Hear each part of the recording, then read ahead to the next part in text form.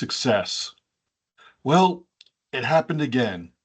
I was speaking with a client, and after the litany of complaints and challenges, struggles, and obstacles to overcome were shared, he took a pause and with pleading eyes exclaimed, "I just want to be a success."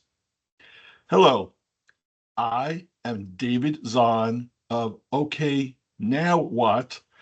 And I suspect you may have had the same or a similar feeling at some point.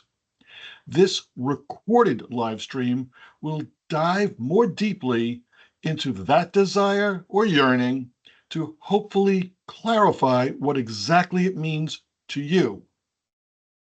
In our current cultural or social environment, we're treated to many different images of success.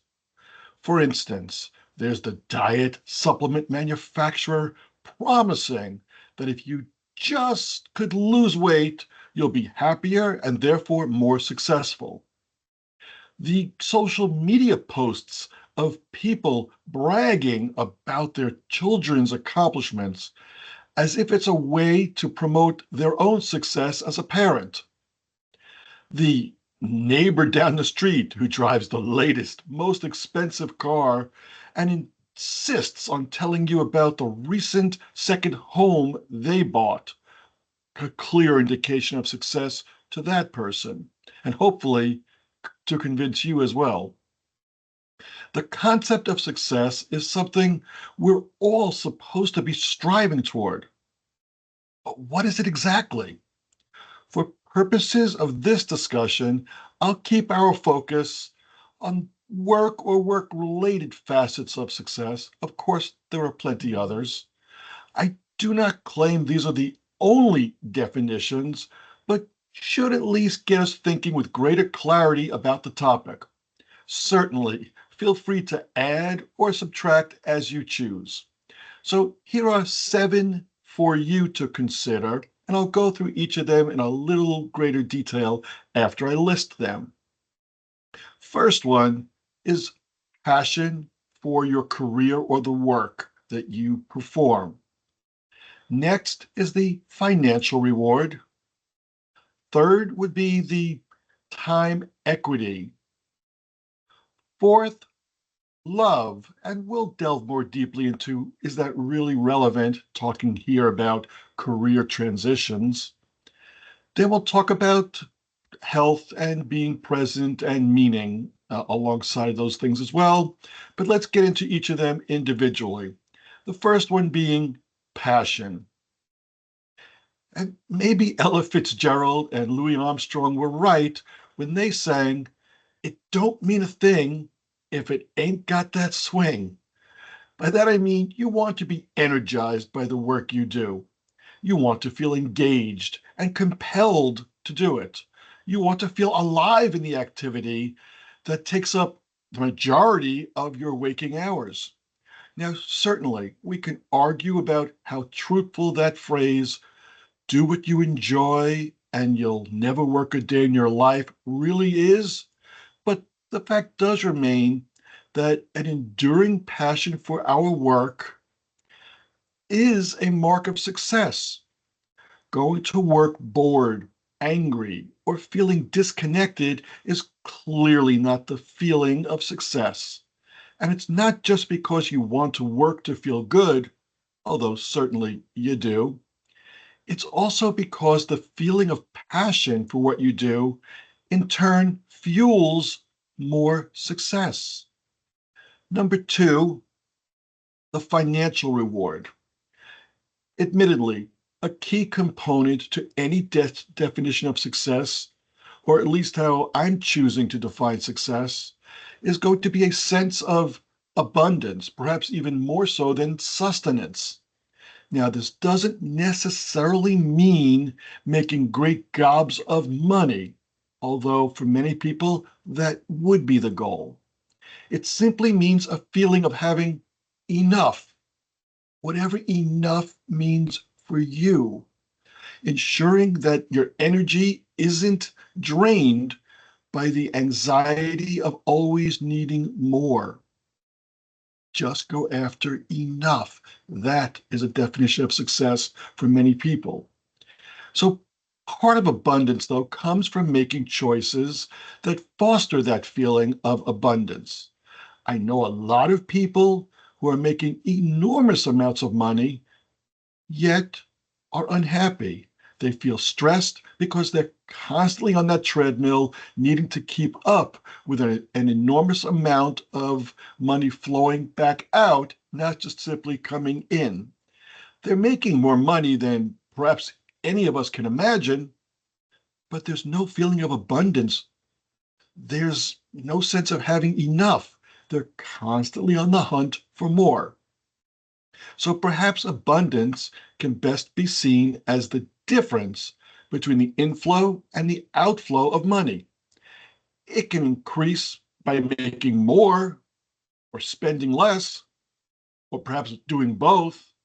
The big question, of course, is how big that difference needs to be for it to feel like it's enough. Compensation is often the measuring stick used to define success for many people. But should it be the only one or even the most important one? Next, number 3 in our list is the time equity. I truthfully didn't fully realize how important this is to me until relatively recently. In the past, back when I still thought I was destined to climb the corporate ladder, I frankly was a workaholic. I wore it almost like it was a badge of honor. I went through long periods of time where I regularly would work 70 or 80-hour work weeks. In my mind, that's what you did to become successful. First one in the office, last one to leave by far. That was success. Work, work, work. I'm putting in my time, my energy, my effort. The truth is that no one has perfect work-life balance, and I know we're always supposed to be striving for that. But yet, all of us are provided with the same 24 hours a day. How we choose to use that time is really up to us.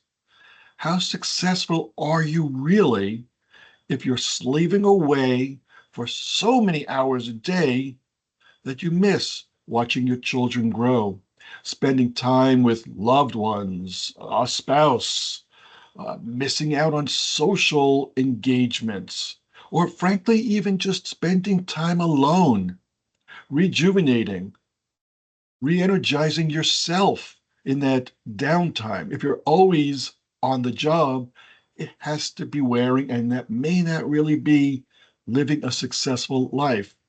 So I'll ask you to consider in your definition of success, how important is time equity and how large of a role should it play?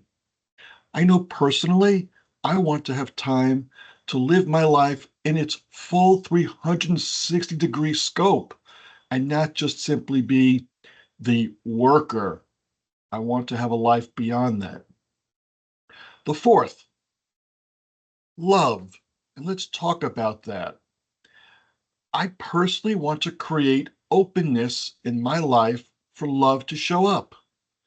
Not really just in a romantic state, although certainly a romantic relationship is important, but also I want to be around others. I want to be around people for whom love, care, and respect is a standard way for them to interact with each other and with me.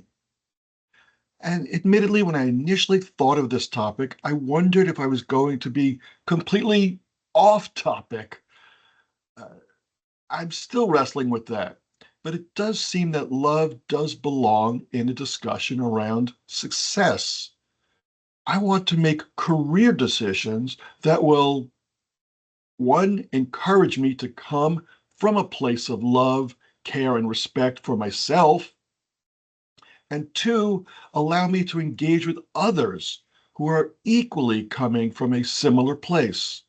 That will definitely have an impact on the path I take and the kinds of things I choose to do in the future.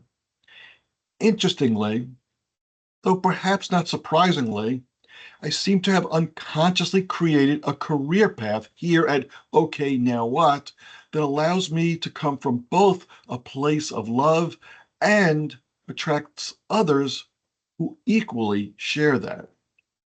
I'd also like to provide a fifth potential definition of success, and that's simply being present. How often have you found yourself so wrapped up in what might happen in the future that you only partially experience what is happening to you right in the here and now? I often chuckle to myself when I'll attend a concert or some other event, and I'll see all the people who are so intent on taking selfies and staring into their phones rather than actually enjoying the event that they're at. They're so intent on memorializing it, they don't even experience it. Now, I know getting caught up in the something else at the expense of the here and now does happen, and truthfully happens more than I'd like to admit to myself. But whether that is because of a focus on something I'm trying to do, or maybe it's anxiety about something that will or won't happen, or maybe it's simply an overload of inducing an induced feeling of scatteredness that we all have so much on our to-do lists, and we tend to live our life just checking the boxes, did this, did this, did this, did this, without necessarily experiencing the thing that we're supposed to be involved with. So the accomplish of always focusing on the next thing, the something else, does limit our experience of what we're actually should be engaged in at the moment. The next one I'll share with you is meaning, and that's an integral piece of what each of us needs in order to feel like the time we invest in our work, the only thing you really can't replicate, reduce, or change in any way, you can't get it back. So, how do we ensure that what we're doing is meaningful? If there's no meaning, it doesn't really matter how much fun it may be for us. For me, meaning comes from making a substantial positive impact on people's lives. I want the work that I do to leave people's lives significantly better than before I came into the picture or into an opportunity to engage with them. Sharing this, I realize that I am defining this in terms of the workplace that I'm involved with now. Personal growth, awareness, positive change in people's career trajectories, etc. This all forces me to constantly question, how can I both provide and experience greater meaning to you, but also to myself? The next one I'd like to speak of, and the last one, is health. None of this will have nearly the positive impact if we struggle with our personal health. And as easy as it is to neglect our own well being, it will come back to haunt us. It will curtail any and all of the other pursuits if you're not taking care of yourself, whether that means sleep, diet, regulating your alcohol intake, or reducing, where appropriate, the amount of pharmaceuticals and medicines you require, getting some more exercise, whatever it is for you. I implore you, keep up with your health, as that will very quickly torpedo any of your other pursuits should that one fail. Certainly, I'm interested in your definition of success and invite you to share it in the comments below. I hope this did give you, though, some food for thought in terms of exactly what do we mean when we say, I'm seeking success. I want to be a success. Let me hear from you.